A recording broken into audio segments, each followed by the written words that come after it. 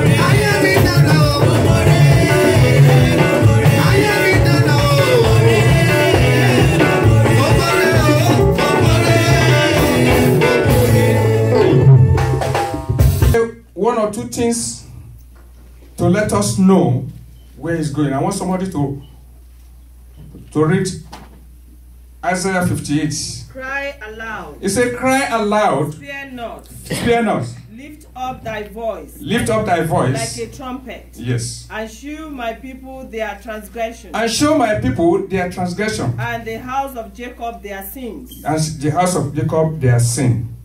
Yet. He said, yet. They seek me daily. They seek me daily. And delight to know my ways. And delighted to know my ways. As a nation that did righteousness. As a nation. As a son. As a daughter. As a person who wants to know me. As who I am. And forsook not. And forsook not. The audience of their God. And they forsake not the audience, my status, what I stand for. Ordinance of their God.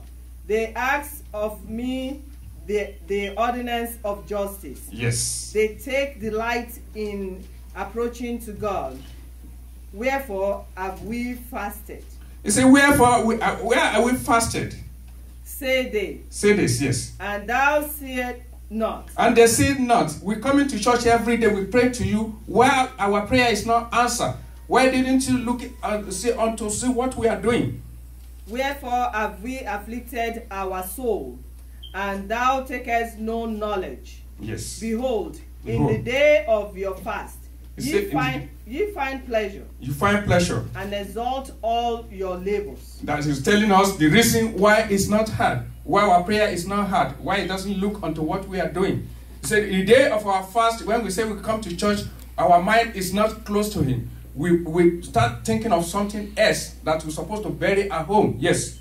Behold, ye fast for strife and debate. You fight for strife and debate. And to smile with the feast of wickedness. Yes. Ye shall not fast as ye do this day. Yes. To make your voice to be heard on high. Thank you. Don't sit down yet. That is what he said earlier before. Now, 5, that is where his will comes out. From 5 to 8 and 9. Is it such a fast that I have chosen? Is this not such a fast that I've chosen? Yes. A day for a man to afflict his soul. A day for a man to afflict his soul. Is it to bow down his head as a bulrush? Is to bow down his head as a bulrush. And to spread sackcloth and ashes under him? Yes. Wilt thou call this a fast and an acceptable day to the Lord? Is not this the fast that I have chosen? It says 6. This is now telling that this is this fast that I've chosen, which is 6, yes. To loose the bands of wickedness. To loose the bands of wickedness. To undo the heavy burdens, and to let the oppressed go free. And that ye break every yoke. And that ye break every yoke. Then 7 says, is it not the deal thy bread to the hungry? You say that is this not what I want you to do? To give your bread to the hungry, yes. And thou bring the poor that are cast out to thy house. That's to say an homeless and bring him to your house. When thou see the naked. When thou see the naked. That thou cover him. Yes. And that thou hide not thyself from thy own flesh. Thank you very much. Those are the will and the wish of God for every mankind. And the second lesson is the same, because I want to treat everything one shot. The second lesson, which is John 14. Let not your heart be troubled. He said, let not your heart be troubled. You believe in God. You believe in God. Believe also in me. Believe also in me. In my Father's house are many mansions. He said, in my Father's house there are many mansions. If it were not so. If it were not so. I will have told you. I will have told you. I go to prepare a place for you. I go to prepare a place for you. And if I go. And prepare a place for you. And prepare a place for you. I will come again. I will come again. And receive you unto myself. Receive unto myself. That where I am, there ye may be also. There ye may be also. And whither I go ye know, and the way ye know. Thomas said unto him, a little bit. You see, the first thing he said that, believe me, that is his will. That is the wish of God. That, believe me, I'm going to a place, to my Father.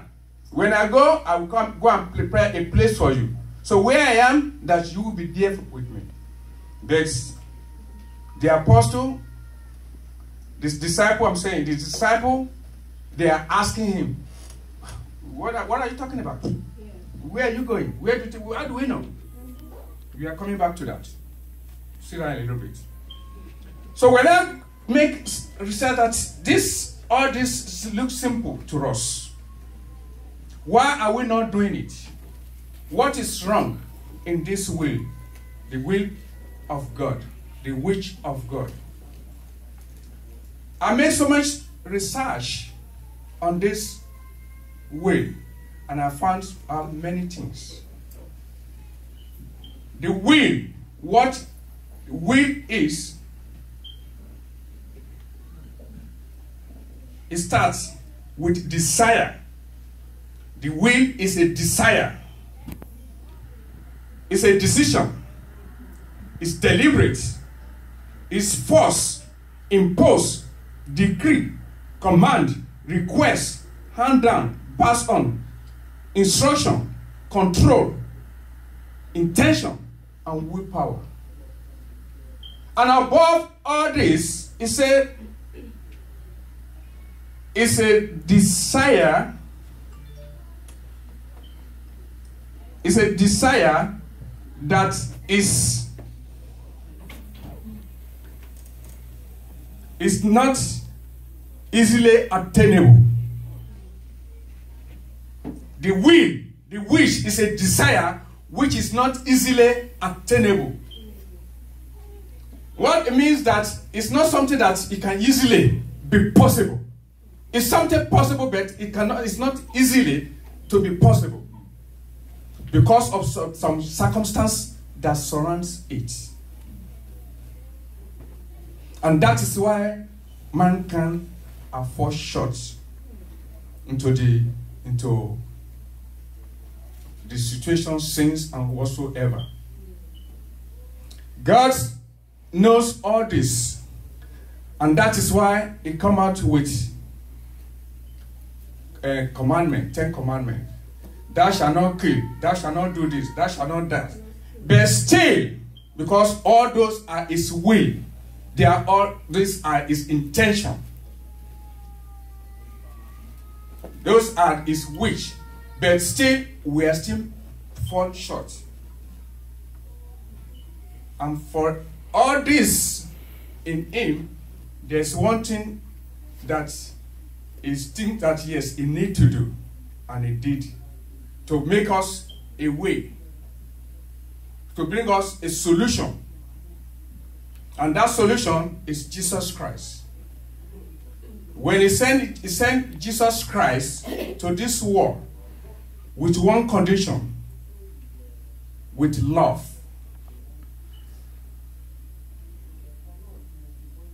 The condition that, yes, because I love these people, I created them. I don't want them to perish. What will I do? So, okay, let me send my beloved Son, so that to them, so that what I fail to put in place, then He will now put it in place. And that is when Jesus Christ come. Then He said in Matthew,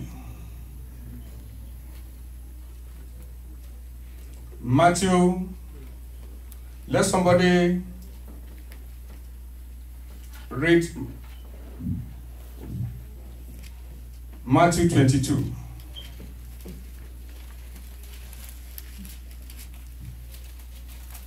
And Jesus answered and spake of Matthew 22:35. Let somebody, one person open John 14:15. John 14:15. Then one of them, which was a lawyer, asked Him a question. Yes. tempting him, and saying, Master, which is the great commandment in the law? Which is the great commandment in the law? Because God tells us, don't do this, don't do that, this and that. Which one is the greatest? Yes. Jesus said unto him, Thou shalt love thy Lord thy God with all thy heart. He said, Thou shalt love your God with all your heart. Yes. And with all thy soul. With all your soul. And with all thy mind. And with all your might. This is the first and great commandment. This is the first and great commandment. He said that you will use all your power, all your might, everything in you. You must love your God. And that will make his commandments to be fulfilled in you. And John 14:15 said one thing again. If you love me, he said, if you love me, you will obey my command. You will obey my command. I will ask the Father. Yes. And he will give you another helper. And he will give you another helper. Thank you. Now, this is to tell us, when he says you will obey my command, we may ask ourselves, what command is God talking about? Is it the command of not stealing? Is it the command of not fornicating, not drinking? No. The commandment of God, the will of God, the wish of God is love. God, the will of God, the commandment of God is love. That's why it says, if you love me, you will obey my command. That to say that if you want to serve God, you must love God. The loving of God is unconditional. We tend to believe and think that we love God by coming to church. Many of us will come to church for what we want to from God. Many come, I'm looking for a job, I'm looking for a wife, looking for a husband, I want to be ill, I want to be this, I want to be that. And that makes it not so much easy for us to be able to fulfill the obligation of God, which God wants us to do. Because we come with condition. But what God wants from us is that it's love. And that is why he said in John 21:15-18.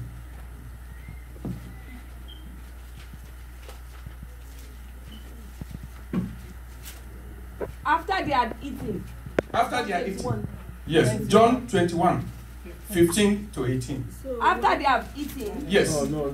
So when they had dined, yeah, you're right. Yes, right. Go ahead, man. Yes.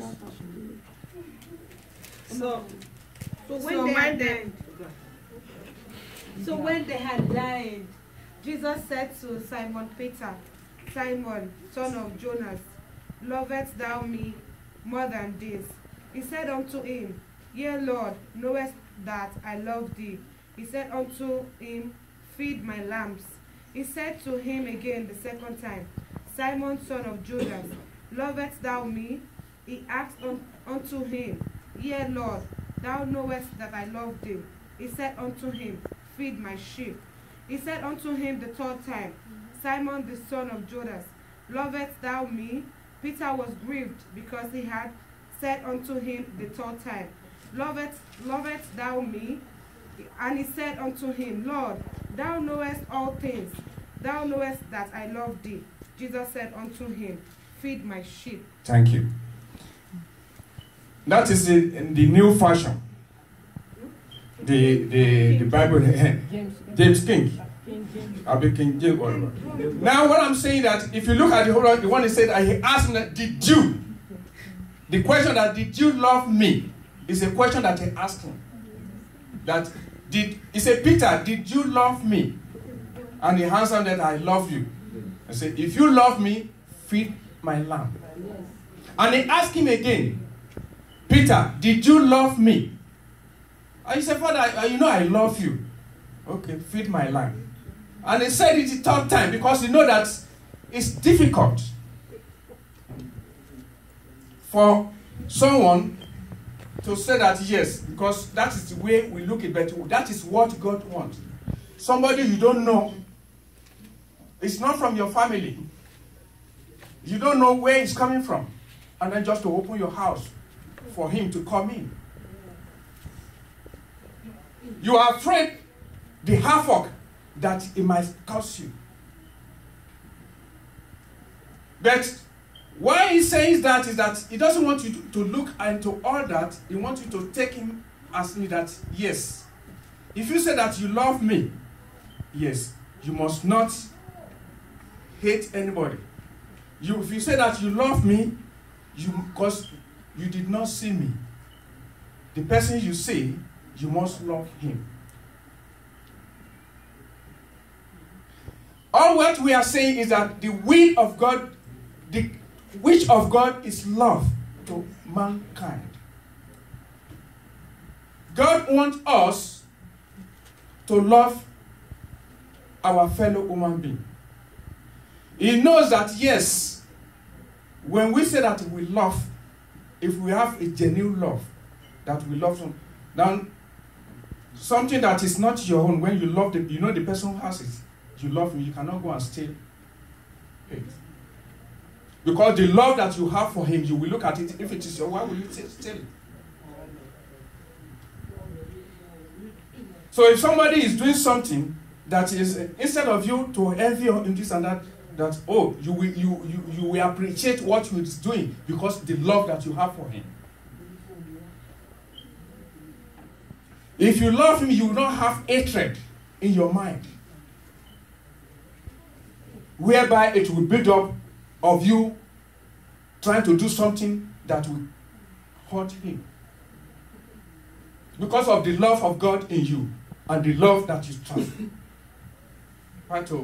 to your fellow human being. 1 John 4. It says one thing. 1 John 4, 11 to 13. And then another John 13. Dear friend, Beloved, if God so loved us, if God so loved us, we ought also to love one another. we ought also to love one another.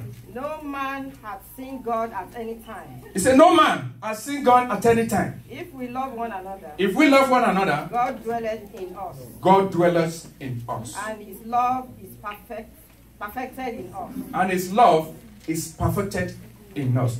Genesis 7, let somebody open to Genesis chapter 1, 27. Just only that fast. So God created man in his own image. God created man in his own image. In the image of God. In the image of God, Created he him. he created him, Male and female. male and female. Thank you. What God is trying to let us know, that yes, he is God, but you cannot see him. That he creates you as God. He created me as God. So if I see you, I should see God in you. And the love that I said that I have for God, I should have that love in you.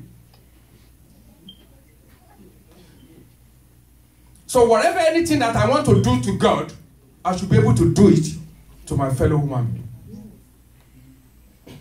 So that is the will of God. And that is what God wants from us. So after all this, I make some research on what is it love. What is the definition of love? Then I found so many things attributed to the definition of love. In love is compassion, care, respect, tolerance, delight, devoutness, affection, worship, attachment, compromise. So if you want to love somebody, all this must be in you. If you want to worship God, you must have this attributes to your worship, then God will believe in you. Now you can now please God. So when you ask God for anything, your prayer will be answered. Amen. Brethren in Christ, the will of God is for us to love one another.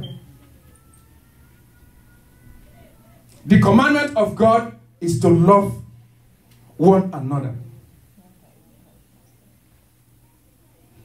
God is not happy seeing us, that yes, people calling us the children of God, or we come to church during the snow, during the winter, during the summer, and still there's no changes in us.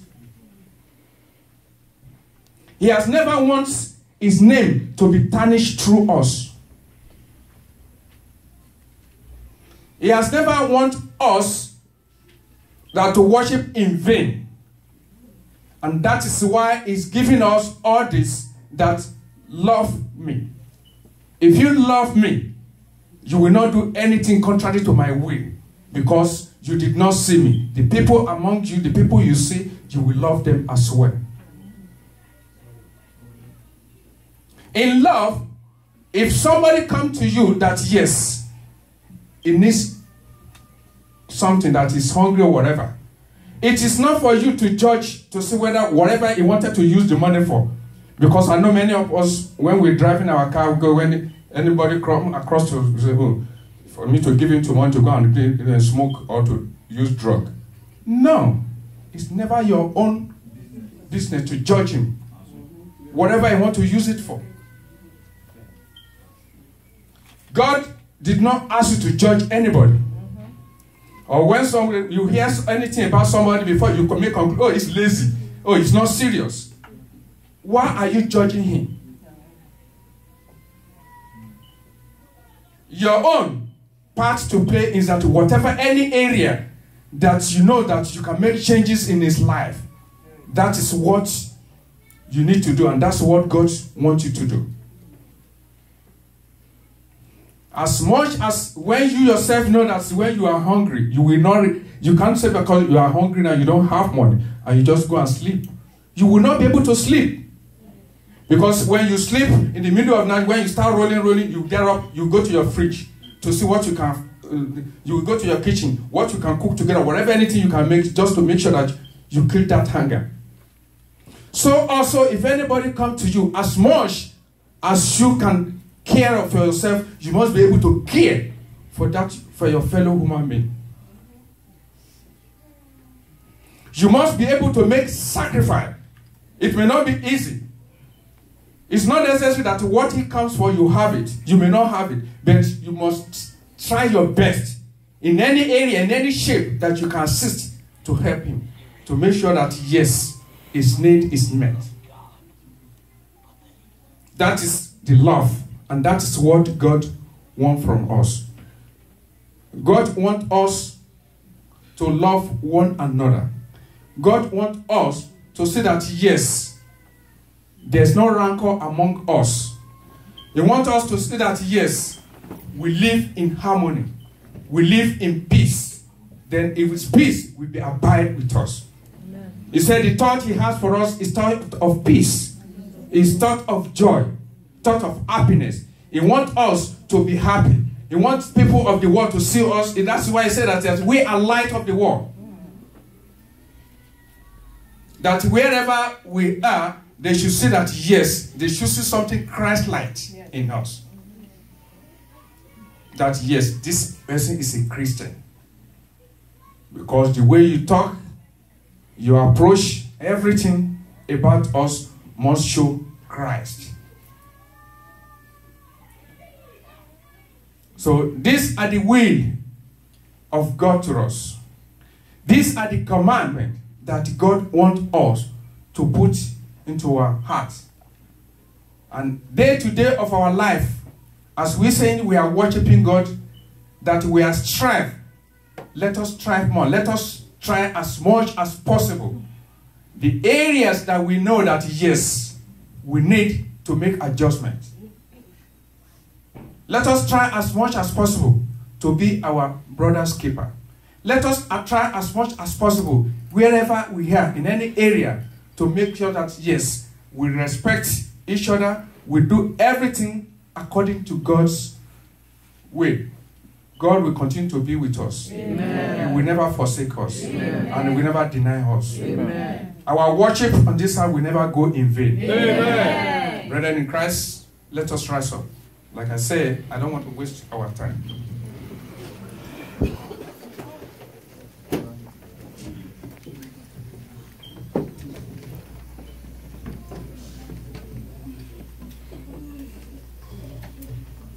Akọrin fún wa nífẹ̀ẹ́ látòkè wá tó yàtọ̀ sínú ìfẹ́. Ìfẹ́ tí fàyàrọ̀ ìṣòro, ìfẹ́ látòkè wá. Fún wa nífẹ̀ẹ́, fún wa nífẹ̀ẹ́ látòkè wá. Tó yàtọ̀ sínú ìfẹ́.